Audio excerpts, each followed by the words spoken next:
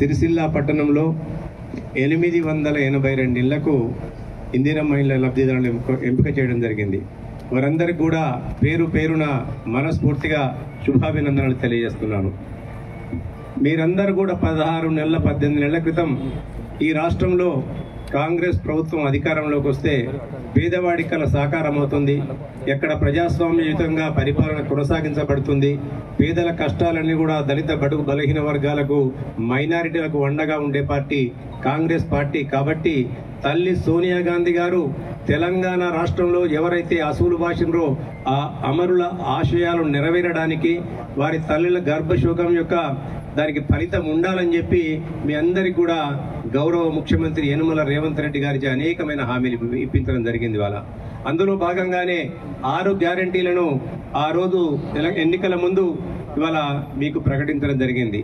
ఆ హామీలలో ఒక్కొక్క హామీని గత ప్రభుత్వం అనేకమైన ఆర్థిక అస్తవ్యస్తలకు పాల్పడి ఈ రాష్ట్రాన్ని 8 లక్షల కోట్ల అప్పుల్లోకి నెట్టినప్పటికి కూడా రాష్ట్ర ఖజానా అంతా ఖాళీ చేసి ఇవాళ ఇంచుమించు నెలకు మనం 6,500 కోట్ల మిత్తినే కడుతున్నాం. ఇవాళ మన బడ్జెట్లు ఎంతంటే అంటే సంవత్సరానికి ఇంచుమించు మనము నెలకు 6,500 అంటే 600 అంటే 8,000 కోట్ల రూపాయల మిత్తి కడుతున్నాం మనం. అంటే గత ప్రభుత్వం చేసిన తప్పుల వల్ల అప్పుల వల్ల మనకు వచ్చిన ముప్పిది. ఈ ముప్పును ఒక్కొక్కటిగా గట్టెక్కుతూ తెలంగాణలో ప్రజాపాలన మొదలైనప్పటి నుంచి రేవంత్ రెడ్డి గారి ఆధ్వర్యంలో ఒక్కొక్క హామీని నెరవేరుస్తూ ఇవాళ ఉచిత బస్సు ప్రయాణం ఇస్తామని చెప్పినాం. ఉచిత బస్సు ప్రయాణం ఇచ్చినామా ఇవ్వలేదా? ఇవాళ మీరందరూ కూడా ఉచిత బస్సు ప్రయాణం పోతున్నారమ్మా? పోతున్నారు కదా చాలా మంది. ఇవాళ ఇంతమంది ఉచిత బస్సు ప్రయాణం ఇచ్చిండ్రు. దాంతో పాటు మహిళలకు అంటే ఇంటికి ఇవాళ 200 యూనిట్ల కరెంటు కూడా ఫ్రీ ఇవ్వడం జరిగింది. దాంతో పాటు 500 గ్యాస్ సిలిండర్ను కూడా 500 రూపాయలకు ఇవ్వడం జరిగింది. దీంతో పాటు అనేకమైన పథకాలు, రైతు రుణమాఫీ కానివ్వండి, రైతు భరోసా కానివ్వండి, ఇవాళ మహిళా సంఘాలకు పావలా వడ్డీ పే చేయడం కానీ గత 10 సంవత్సరాల కాలంలో ఎక్కడ కూడా పావలా వడ్డీ పే చేయలే, ఆ ఊసే ఎత్తలే. ఒక సిరిసిల్ల పట్టణంలోనే సిరిసిల్ల కాన్స్టిట్యున్సీలో ఇంచుమించు 60 కోట్ల రూపాయల మహిళా సంఘాలకు వడ్డీలు బాకీ ఉన్నారు వాళ్ళు. ఆ వడ్డీలు కూడా కట్టలే. కానీ ప్రభుత్వం వచ్చిన తర్వాత పావలా వడ్డీలు కూడా ఇవ్వడం జరుగుతుంది. అలా మళ్ళీ మహిళా సంఘాలకు వడ్డీ లేని రుణాన్ని 10 లక్షల వరకు కూడా పెంచడం జరిగింది. అలా ఆరోగ్యశ్రీని కూడా 10 లక్షలకు పెంచడం జరిగింది. ఇవాళ ఒక్కొక్కటి పెంచుకుంటూ పోతూ వీటన్నింటికి ఒక ఎత్తు అయితే పేదవాడికి ఇల్లు అనేది ఒక కళ. జీవితంలో తప్పకుండా ఇల్లు కట్టుకోవాలని ఒక కోరిక వారికి ఉంటుంది. అందుకే కాంగ్రెస్ ప్రభుత్వం అధికారంలో ఈ రాష్ట్రాన్ని కానీ దేశాన్ని కానీ అనేక సంవత్సరాలు పరిపాలించింది.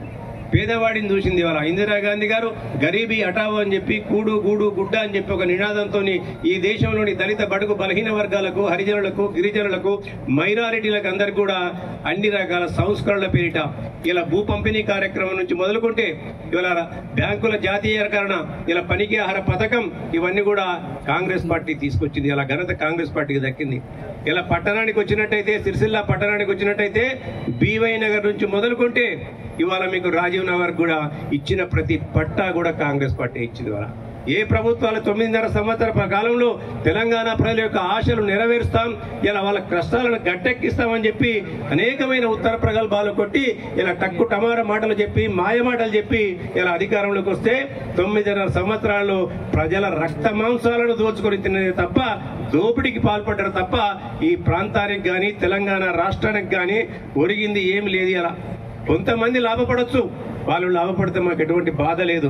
కానీ మేము అంటున్నాం ఇలా పక్కనకి వెళ్తే తంగలపల్లికి వెళ్తే ఇలా టెక్స్టైల్ పార్క్ చూసుకుంటే ఇందిరమ్మ ఇంత కాంగ్రెస్ ప్రభుత్వంలో ఇచ్చింది. ఆనాడు దివంగత ముఖ్యమంత్రి వైఎస్ రాజశేఖర రెడ్డి గారు వాళ్ళ కష్టాలు కడతీర్చాలని చెప్పి చాలా మందికి కూడా ఇలా టెక్స్టైల్ పార్క్ లో అనేకమైన ఇంచుమించు 2,000 పైసలకు పట్టాలు ఇచ్చి ఇల్లు కట్టించింది. వాస్తవం కాదా అని నేను అంటున్నా. ఇవాళ డబుల్ బెడ్రూమ్ అని చెప్పి డబ్బా కొట్టింది. ఆ డబుల్ బెడ్రూమ్లు ఎక్కడున్నాయో ఆ డబ్బాలు ఎక్కడున్నాయో వాళ్ళే చెప్పాలి.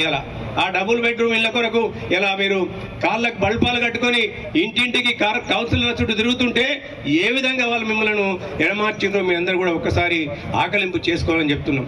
కానీ ఈ రోజు ఇందిరమ్మ పేరు మీద ఏదైతే ఇల్లు ఇస్తున్నామో ఆ ఇళ్లలో స్వచ్ఛంగా పారదర్శకత ఉంది.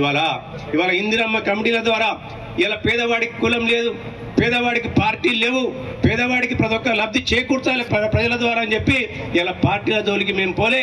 ఇలా ప్రజలే మాకు ముఖ్యం, వాళ్ళ యొక్క అవసరాలే మాకు ముఖ్యం అని చెప్పి వాళ్ళ మేము ఇలా ప్రతి కార్యక్రమాన్ని కూడా చేపడుతున్నాం ఇలా.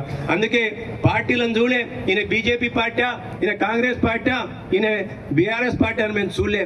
ఈ కుటుంబం ఆ పార్టీ కోటేస్తుందా, ఈ పార్టీ కోటేస్తారా మా నాయకులకైతే తెలుస్తుంది అక్కడ వాటిల్లో. కానీ మేము వాళ్ళకి ఎక్కడ కూడా చూడలేమేం. ఎందుకంటే మాకు కావాల్సింది పేదవాడి ఆకలి తీరాలి, పేదవాడి కోరిక తీరాలి, పేదవాడి కష్టం కట్టెక్కాలనేది కాంగ్రెస్ పార్టీ యొక్క లక్ష్యం. కాబట్టి ఇవాళ పారదర్శకంగా ఇవన్నీ కూడా నిర్మించాం. దానికి కారకులు మా ఇందిరమ్మ కమిటీ సభ్యులతో పాటు ఈ స్టేజ్ పైన ఉన్న ప్రతి అధికారి కూడా కష్టపడ్డాడు ఇవాళ. అందులో కొన్ని ఒడదొడుకులు జరగవచ్చు, మనిషి అన్నాక తప్పకుండా కొన్ని అక్కడో ఇక్కడో కొన్ని పొరపాట్లు జరుగుతుంటాయి. కానీ ఇది అంతం కాదు. ఇందిరమ్మ ఇండ్ల పంపిణీ ఇది అంతం కాదు, ఆరంభం మాత్రమే. కాంగ్రెస్ పార్టీ లక్ష్యం ఈ రాష్ట్రంలో ప్రతి పేదవాడికి ఇంటి కళ సాకారం కావాలని చెప్పి ఈ రాష్ట్రంలో రాబోయే కాలంలో ఇంకా 20 లక్షల ఇండ్లు ఇవ్వడానికి సిద్ధంగా ఉందని చెప్పి కూడా మీ అందరికి తెలియజేస్తుంది. ఇవాళ కొంతమందికి ఈరోజు కేవలం స్థలం ఉన్న వాళ్ళకే ఇల్లు వచ్చి ఉండొచ్చు, స్థలం లేని వాళ్ళు మా సంగతి ఏందని అడుగుతారు ఇవాళ. కాబట్టి ఇంకా 3వ విడత ఉన్నది ఇవాళ. ఆ 3వ విడతల స్థలము లేని నిరుపేదలను కూడా తీసుకొని వాళ్ళను ఏ విధంగా మేము ఒక ఇంటి వాళ్ళని చేయాలనే ఒక ఆలోచన కూడా కాంగ్రెస్ పార్టీకి, కాంగ్రెస్ ప్రభుత్వానికి, జిల్లా కలెక్టర్ గారికి కూడా ఉంది. ఇక్కడ ఈ యంత్రాంగం అంతా కూడా మీ కూడా కష్టపడుతుంది ఇవాళ.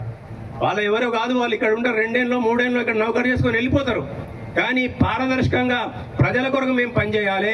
గత ప్రభుత్వంలో ఏవైతే అపవాదులు వచ్చినాయో ఆ అపవాదులన్నింటినీ కూడా మేము కడతీర్చాలి. ఇలా ప్రభుత్వం అంటే ప్రజల కొరకు పనిచేస్తుంది. ప్రభుత్వం అంటే ఇలా ఎవరికైతే అవసరాలు ఉంటాయో ఆ అవసరాలను నెరవేర్చే దిశగా పనిచేస్తూనే ఒక భావంతో వాళ్ళందరూ కూడా ఇలా పనిచేస్తుంది. ఇవాళ గత ప్రభుత్వం దివంగత ముఖ్యమంత్రి వైఎస్ రాజశేఖర రెడ్డి గారు ఉన్నప్పుడు ఈ ప్రాంతంలో సిరిసిల్ల పట్టణంలో ఆకలి చావులు జరుగుతుంటే అంత్యోదయ కార్డులు ఈ రాష్ట్రంలో ఎక్కడ లేని విధంగా 12-13 వేల అంత్యోదయ కార్డులు ఇచ్చిన ఘనత గత కాంగ్రెస్ ప్రభుత్వానికి ఉన్నట్టయితే ఇలా తెలంగాణను బాగుపరుస్తాం, తెలంగాణ బతుకులను మేము ఉద్ధరిస్తాం, తెలంగాణకి ఇచ్చేస్తాం, అచ్చేస్తాం, బంగారు తెలంగాణ చేస్తామని చెప్పిన వ్యక్తులు ఈ సిరిసిల్ల పట్టణానికి రాగానే ఇంచుమించు 7,000 నుంచి 8,000 అంత్యోదయ కార్డులను తీసేసింది. వాస్తవం కాదా అని నేను అడుగుతున్నా. ఆ రోజు రేషన్ కార్డులను తీసేసిండ్రు, బియ్యాన్ని తీసేసిండ్రు. 10-12 సంవత్సరాల నుంచి ఎక్కడ రేషన్ కార్డులు వచ్చిన పాపాన పోలేదు.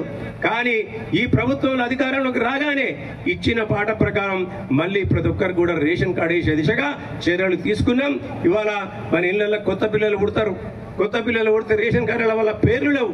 కానీ ఆల్రెడీ ఆ పాత రేషన్ కార్డులలో కొత్త పిల్లల యొక్క పేర్లను ఎక్కించే ప్రక్రియ స్టార్ట్ అయింది. అదే కాకుండా ఇలా మన ఇళ్లలో కోడళ్ళు వస్తారు, మన పిల్లలు ఉంటే పెళ్లిళ్ళు అవుతాయి, మన పిల్ల వేరే ఇంటికి పోతుంది, వేరే పిల్ల మన ఇంటికి వస్తుంది. అక్కడికి వెళ్ళినప్పుడు కూడా మన పేర్లు రేషన్ కార్డులలో ఎక్కలేవు. ఎక్కడికి పోనన్నా రేషన్ కార్డు కావాలి, రాజీవ్ ఆరోగ్యశ్రీ కావాలంటే రేషన్ కార్డులో పేరు ఉండాలి. లబ్ధిదారుల పేర్లు ఉన్నప్పుడే ఆ యొక్క పథకాలు మనకు అందుబాటులోకి వస్తాయి. అవి లేని క్రమంలో మళ్ళీ ప్రభుత్వం ఆలోచించింది. అందుకే కొత్త రేషన్ కార్డులను కూడా త్వరలోనే ఇవ్వబోతుంది. అంతేకాకుండా మేము ఇచ్చిండ్రు, దొడ్డు బియ్యం ఇచ్చిండ్రు, గత ప్రభుత్వాలు ఇచ్చిన ఇవాళ. అయినా రేవంత్ రెడ్డి గారు ఒకటే ఆలోచించారు, ధనిక పేద తేడా ఉండకూడదు, తిండి కాడ అందరూ సమానంగా తినాలని చెప్పి ఇవాళ సన్న బియ్యాన్ని ఇచ్చిన ఘనత ఇలా గౌరవ ముఖ్యమంత్రి యనమల రేవంత్ రెడ్డి గారికి దక్కింది. అంతవరకు బియ్యం రాగానే అవి ముద్దలు ఉంటుండే, లక్క పురుగులు ఉంటుండే. ఆ బియ్యం కొనన్నా అవనన్నా లేకుంటే పౌల్ట్రీ ఫామ్ కొంటామని చెప్పి ఇంకోళ్ళు వచ్చి ఇలా ఆటో వేసుకొని వచ్చేటోళ్ళు, అమ్ముతావా బియ్యం అని చెప్పి మళ్ళీ అవే బియ్యాన్ని తీసుకొని రీసైక్లింగ్ చేసేవాళ్ళం. కానీ ఇవాళ బియ్యం అంటే అందరు అపురూపంగా చూస్తుండ్రు. ఇలా తల్లులందరూ కూడా గౌరవ ముఖ్యమంత్రి యనమల రేవంత్ రెడ్డి గారు ఏదైతే ప్రజా పెట్రోల్ బంకును కూడా ఇవ్వబోతుండ్రు వాళ్ళ ఆధ్వర్యంలో నడవాలని చెప్పి ఇవాళ. అంతేకాదు ముస్తాబాద్లో మహిళలతో రైస్ మిల్లు నడిపించాలని చెప్పి ఒక రైస్ మిల్లు కూడా రేపు వాళ్ళు శంకుస్థాపన చేయబోతుండ్రు. ఇలా మహిళలు బాగుంటే, మహిళా కుటుంబాలు బాగుంటే ఈ కుటుంబాలు బాగుంటాయి, పిల్లలు బాగుంటారు, పిల్లల చదువు సంధ్యలపైన వాళ్ళు ఆరోగ్యం చేస్తారు. ఇలా బస్సులో ఉచిత ప్రయాణం చేస్తే మహిళా తల్లులు మా అక్క చెల్లెళ్లకు తప్పకుండా నెలకు ఒక 100-200 ఆదాయం ఉంటాయి. అదే మాదిరిగా 200 యూనిట్ల కరెంటు ఫ్రీ వచ్చినందుకు కరెంటు బిల్లులు కూడా అన్నలు తమ్ముళ్ళు వచ్చి మీ చేతుల్లోనే పైసలు పెడతారు, మీరే కరెంటు బిల్లు కడతారు. కాబట్టి ఆ 200-300 మీకు మిగిలింటాయి. గ్యాస్ మీదనైతే 2 నెలలు కూడా గ్యాస్ బండ వాడినా కానీ అవి ఒక 500-600 మీద మిగిలింటాయి. ఆ 1000-1200 మిగిలితే మీరైతే దుబారా చేయం, మేము పక్కా చేస్తాం. దుబారా తీసుకుపోయి ఎక్కడ బార్ షాప్ ఉందా, ఎక్కడ వైన్ షాప్ ఉందా అని చెప్పి నిలబడి కొనుక్కొని మేము కథం చేస్తాం. కానీ మీరు చేయరు, అవునా కదా అమ్మా? తప్పకుండా మీరు మీ పిల్లల చదువులకు, మీ పిల్లల బట్టలకు, మీ పిల్లలకు ఆడపిల్లుంటే ఇలా పిసరెత్తో గుంజెత్తో కొని ఇలా చెవుల కమ్మలో గిమ్మలో చేయాలని మీరు ఆలోచిస్తారు. అంటే కుటుంబం బాగుపడాలని మీ ప్రయత్నం చేస్తున్నారు ఇలా. అందుకే ప్రతి సమస్య కూడా, ప్రతి వ్యవస్థలో, ప్రతి అంగుళంలో కూడా మహిళలు సాధికారత వైపు ఇలా ప్రయాణం చేయాలని చెప్పి గౌరవ ముఖ్యమంత్రి యనమల రేవంత్ రెడ్డి గారు ఇలా ప్రయత్నం చేస్తుండే. ఇలా మహిళల అభివృద్ధి కాంగ్రెస్ పార్టీయే ఇలా లోకల్ బాడీలో రిజర్వేషన్ ఇచ్చింది. దివంగత ప్రధానమంత్రి రాజీవ్ గాంధీ గారు తీసుకొచ్చిండ్రు 33% రిజర్వేషన్.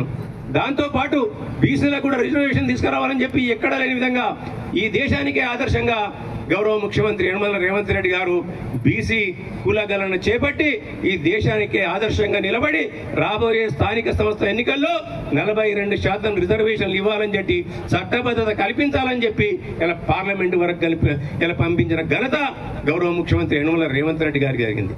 కానీ కొంతమంది ఇవాళ